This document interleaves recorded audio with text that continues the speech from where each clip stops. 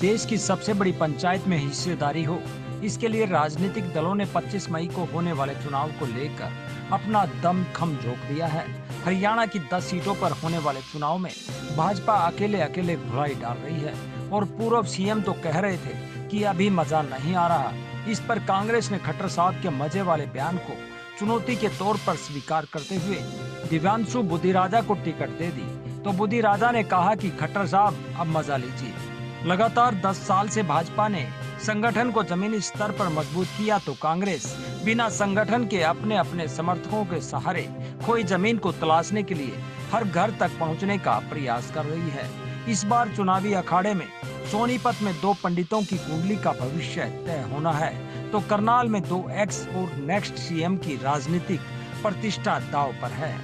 दर्ज है वो भगोड़ा है।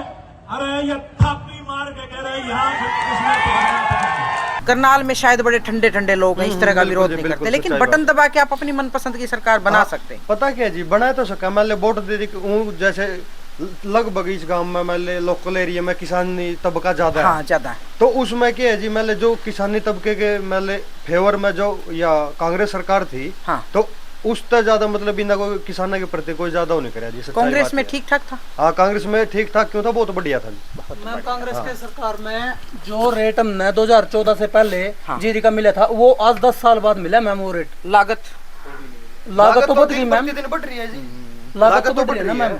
ये किसानों की जो मैं हर जगह पूछती हूँ, मैंने 8 साल खेती भी करी है मैं अपने फादर के साथ लग के, कोई मुनाफा नहीं लगा। जो इस करके मैंने सोचा मैं खेती से ज्यादा अपना और काम मिला देख ला। एक तरफ तपती गर्मी, ऊपर से चुनावी माहौल में उबाल। क्या कहता है बाजार? ऐसे में जगत महान मीडिया संस्थान लगातार बाजार से लेकर सड़क और चौराहों पर अपने कैमरे से पॉलिटिकल चर्चा करके मुद्दों और पार्टियों की नीतियों से जानने का प्रयास कर रहा है। देखिए करनाल और गोहाना के बाजार से लोगों के मन की बात और कुछ राजनीतिक चुनावी रंग की झलकियाँ। प्रधान सोनी सेवा संघ जी, मैं राज बब्बर के MP इलेक्शन लड़ने से संतुष्ट हूँ।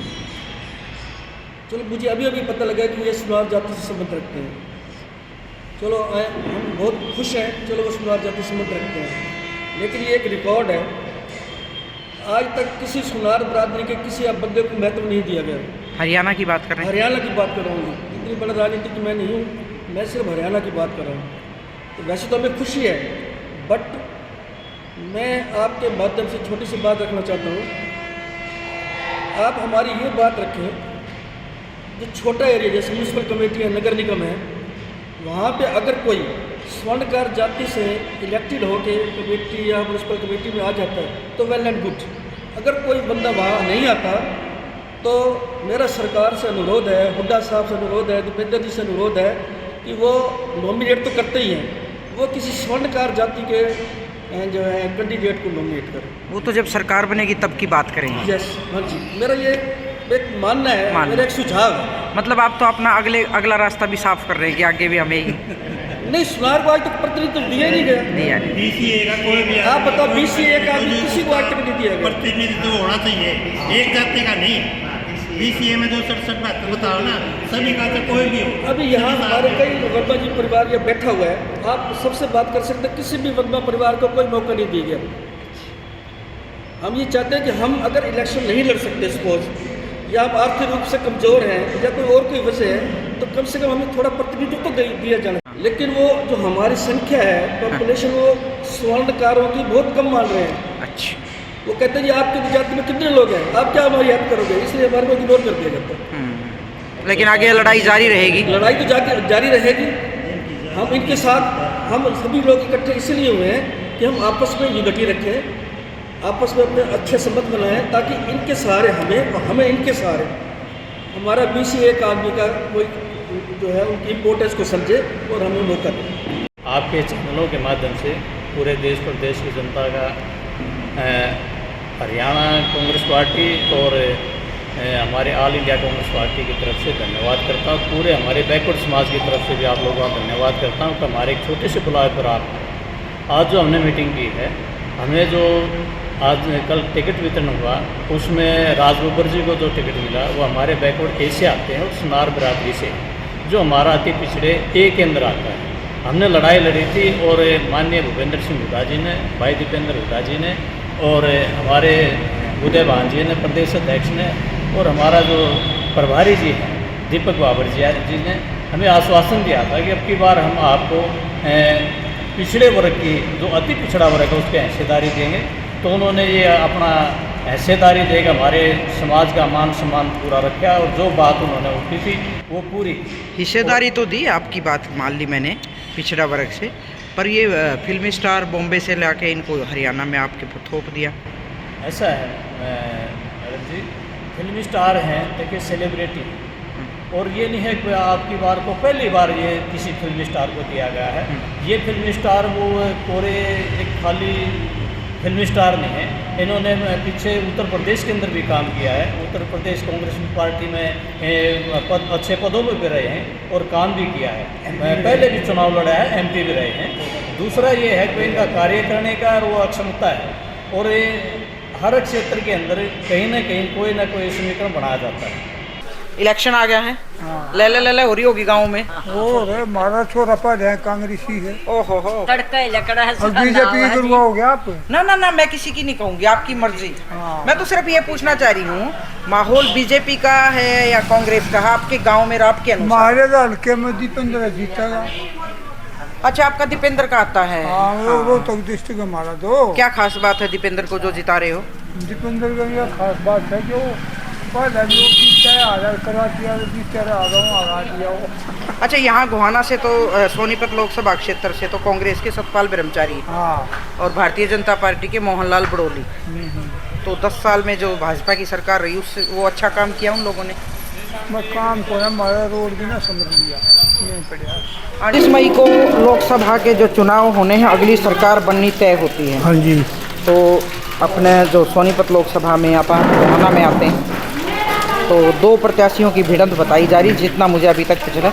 वैसे इनेलो और जजपा के भी आगे हैं, किस तरह का माहौल है मैं समझने की कोशिश कर रही हूँ। माहौल ऐसा है जी, इनेलो और जजपा का तो कोई कहानी है ही नहीं। अच्छा, ये तो वोटें खराब करनी जितनी भी करनी, चाहे बीजेपी करें चाहे वो कांग्रेस की करें, कोई लंबी चौड़ी बात नहीं है। 10-20 हज़ार वोटें खराब करनी है इन्होंने। सही मुकाबला बीजेपी में और कांग्रेस में ही है। कांटे की टक्कर रहेगी या नहीं? फिलहाल तो इस टाइम तो टक्कर कह सकते हो आप, लेकिन अगले जो चुनाव चलेगा उस टाइम टक्कर नहीं रहेगी। अच्छा, एक बात चली हुई है कि मैं अभी रास्ते में बाजार में कुछ लोगों से बात कर रही थी, कईयों ने कहा कि जो ये कांग्रेस के कैंडिडेट आए हैं तो जीत कर हरिद्वार जा बैठेंगे। क्या इतना किराया लगा के हम हरिद्वार जाएंगे? देखिए, ये उनकी अपनी अपनी सोच है, या ये बीजेपी वाले जो हैं बरगला रहे हैं लोगों को। गांगुली के रहने वाले हैं, अपना जो ये है सफीदों विधानसभा में है, लेकिन जींद में ये पिंडारा इनका आश्रम है। अच्छा, अभी रात को ही रुकते हैं पिंडारा जाके। जी। और वो लोगों के बीच में ही रहेंगे, काम भी करेंगे। पर्सनैलिटी भी आप देख रहे हो कैसी है उनकी। हाँ। और उनका जो व्यवहार है जी, हम तो आज से नहीं, इनको पहले 10 साल से पहले ही जानते हैं। हरिद्वार भी के दवा उनके आश्रम में जाते रहते हैं। उनका जो व्यवहार है इतना बढ़िया है कि जो एक बार उनसे मिल लेगा दोबारा उनसे बाहर नहीं जा सकता। तो शहर की बात करूं, मतलब मैंने कई इलेक्शन कवर किए, शहर की निर्णायक भूमिका होती है, एक तरह से किंग मेकर होता है शहर का मतदाता, कि किस पार्टी के कैंडिडेट पे वो एक तरफा सा मैक्सिमम। तो गोहाना शहर में रहते हो आप भी, मैं भी, जैसे मैं तो चलो सारा घूमती हूँ, क्या लगता है गोहाना शहर में इस बार कुछ? नहीं, एक तरफा तो गोहाना मेरे ख्याल पिछले के इलेक्शन से नहीं हुआ, पर मैक्सिमम। और अब भी एक तरफा नहीं होगा। तो क्या सतपाल ब्रह्मचारी नए फ्रेश चेहरे आए हैं, और मोहनलाल बड़ोली भी सोनीपत लोकसभा के लिए तो फ्रेश हैं भाजपा के, तो लगता है कि इस बार शहर कुछ मूड चेंज होने वाला? बिल्कुल होगा चेंज। शहर लोगों को जब पता लगेगा कि क्या है, कांग्रेस की टिकट देर से मिलने से प्रचार थोड़ा देर से शुरू हुआ है। हाँ। तो उनका प्रचार हुआ 1 महीने पहले शुरू। इस बात का फर्क है। जैसे जैसे ब्रह्मचारी जी अभी तो कल तो नॉमिनेशन भरा है, तो जैसे शहर में घूमेंगे 2 दफ़ा 4 दफ़ा उनके राउंड लगेंगे तो लोगों से मिलेंगे, तो लोगों को अपना आप ही जो है ना तो चेंज आ जाएगा उनमें। मतलब वोटरों का तापमान धीरे धीरे बढ़ेगा। होती मैं एक और छोटा सा, ये यहाँ काफ़ी बुजुर्ग बैठते हैं, और पुनिया जी मुझे मिल गए। आप तो बड़े मतलब जागरूक मतदाता हैं और रिटायर्ड अधिकारी भी हैं। हाँ जी। तो 25 मई को जो बटन दबेगा हाँ जी। लोकसभा के चुनाव को लेकर, हाँ जी। और सरकार बनानी होती है हर 5 साल में। बिल्कुल। हमारे संविधान में सबसे बड़ी और सबसे बड़ा लोकतंत्र में सबसे बड़ी खूबसूरती है कि 5 साल में आप अपने मन की सरकार बनाएं। मन की सरकार बनाते तो हैं। थोड़ा सा मैं जानने चाह रही थी मन की बात। हाँ जी। 25 मई 2024 को लोकसभा के चुनाव होने जा रहे हैं हरियाणा के अंदर। हाँ जी। और मैं सोनीपत लोकसभा क्षेत्र से बिलोंग करता हूँ। मेरा हाँ जी। गांव सोनीपत क्षेत्र में है। जी जी। और मैं श्री सतपाल जी ब्रह्मचारी जो कांग्रेस पार्टी के उम्मीदवार हैं, मैं उनका समर्थन करता हूं और उनकी वोट दूंगा। मतलब 10 साल में भारतीय जनता पार्टी का राज रहा, जो शासनकाल था, मोदी जी ने बहुत अच्छे वायदे किए और वो दावा भी करते हैं कि 10 साल में हमने जो काम किया ना वो शायद कभी किसी ने नहीं। मोदी साहब के शासन के अंदर जितने भी काम हुए हैं वो किसानों ने 2.5 साल तक दिल्ली के अंदर प्रदर्शन किया, उनकी एक भी सुनाई नहीं की गई। 800 850 900 जो किसान मारे गए, लेकिन अभी तक आज तक MSP लागू नहीं किया है। महंगाई इतनी बढ़ रही है, बेरोजगारी इतनी बढ़ रही है, लोगों के अंदर भूखमरी आ रही है।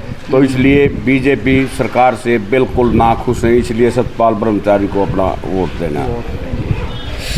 ये जो किसानों का आंदोलन है, बेरोजगारी है, इस पे युवा वर्ग और जो एक मिडिल क्लास है, कई तरह के वर्ग होते हैं, जैसे उम्र के हिसाब से भी और सामाजिक के हिसाब से, उनमें नाराज़गी है, ये माननी पड़ेगी बात। और सरकार को चाहिए, भारतीय जनता पार्टी की सरकार है अभी तो, चलो खैर 4 जून को किसकी बनेगी वो तो फिर से देखेंगे, लेकिन सरकार को चाहिए था कि इन मुद्दों पर ध्यान देना चाहिए, ये नाराज़गी कहीं भारी ना पड़ जाए।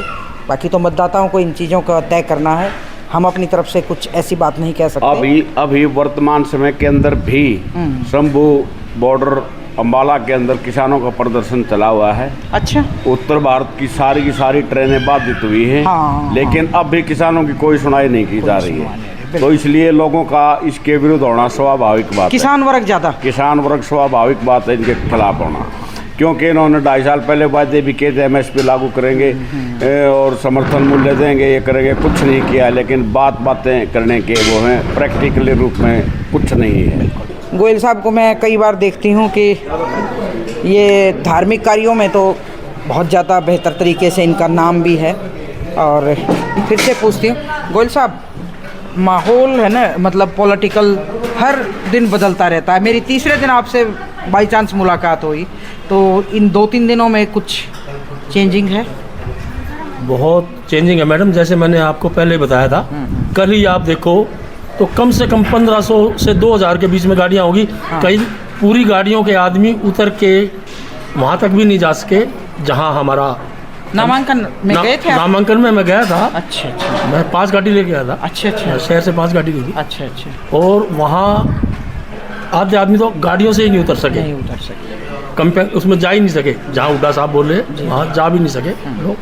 और उत्साह है लोगों में अब की बार। और एक ये जो हमारे ब्रह्मचारी जी को टिकट मिली है ना, इनकी छवि के ऊपर और ज़्यादा ही मसला कुछ और है। अच्छा। क्योंकि वैश्य समाज, पंजाबी समाज, इस तरीके के लोग जो धार्मिक आस्था रखते हैं ना, उनकी ब्रह्मचारी जी के प्रति एक फ्रेश फेस है, फ्रेश चेहरा है। शायद कोई इस तरह की बात, नया चेहरा है। फिर वो शहर के काफ़ी लोगों को जानते हैं, वो लोग उनके लिए लगे हुए हैं। और वो कहते हैं कि भाई हम बैठे हैं, वो आते भी रहते हैं यहाँ पे।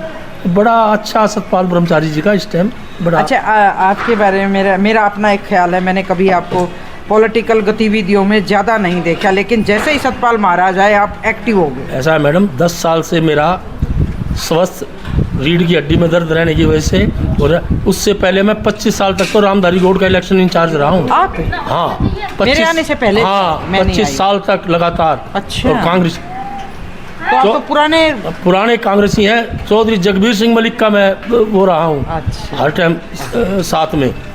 तो ऐसा नहीं है, मतलब अब पता चलता है कई चीज़ों का राज का। मैं नहीं आई थी, आप उस टाइम में थे ही नहीं। मैं थी नहीं। हाँ हाँ हाँ। तो मुझे अब पता चला कि आप पुराने पॉलिटिशियन 17 साल की पॉलिटिशियन करने लगे थे। हमारे फादर भी पॉलिटिशियन थे। अच्छा। हम 17 साल से ही वो है। अब अस्वस्थता की वजह से, हाँ। अपने शरीर की वजह से, लेकिन अब तो रौनक आ गई महाराज जी आने के बाद। तो वो हमारे गुरुजी हैं। गुरुजी हैं, बिल्कुल। मतलब अपने गुरु के प्रति इतनी आस्था है, अगर थोड़े से अस्वस्थ हैं तो इनके चेहरे पर खुशी और रौनक देखी जा सकती है। ये तो मतदाता तय करेंगे। गोहाना से सारिका की रिपोर्ट। नमस्कार।